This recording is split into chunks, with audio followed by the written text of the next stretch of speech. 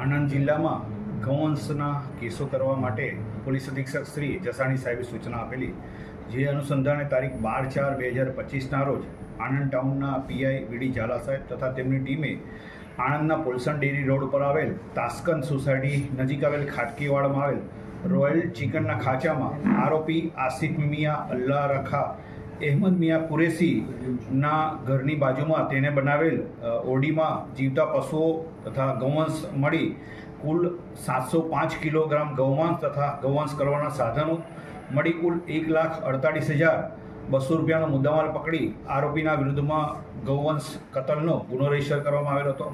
આ ગુનાના કામે આરોપીને અન્ય કોઈ મદદ કરતા છે કે કેમ તે બાબતે તપાસ કરતા આ ગુનામાં અન્ય 6 આરોપીના નામ નમૂદ થયેલા હતા.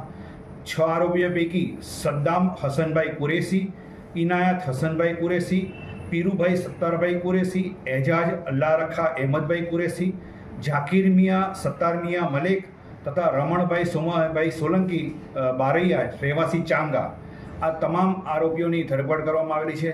આ આરોપીઓના ઇન્ટ્રોગેશન દરમિયાન હકીકત એવી જણાવેલ છે કે આરોપી સદ્દામ હસનભાઈ કુરેશી જે મુખ્ય આરોપી આસિફ મિયાનો પાર્ટનર તરીકે કામ કરે છે તથા ઇનાયત પીરુભાઈ તથા એજાજ ગૌવંશનું કટિંગ કરવાનું કામ કરે છે. ઝાકીર મિયા સત્તાર મિયા મલેક જે ગૌવંશને લાવી અને સ્ટોરેજ રાખે છે અને જેમ પ્રમાણે જરૂરિયાત પડે તે પ્રમાણે કટિંગ કરવા માટે ગૌવંશ આપતો હોવાની હકીકત જણાવેલ છે. તેમજ રમણભાઈ સોમાભાઈ સોલંકી બારૈયા રહેવાસી ચાંગાના જે વતની છે એ આ ગૌવંશ તથા અન્ય ઢોર ઉપર જણાવેલ આરોપીઓને આપતા હોવાની હકીકત જણાવેલ છે.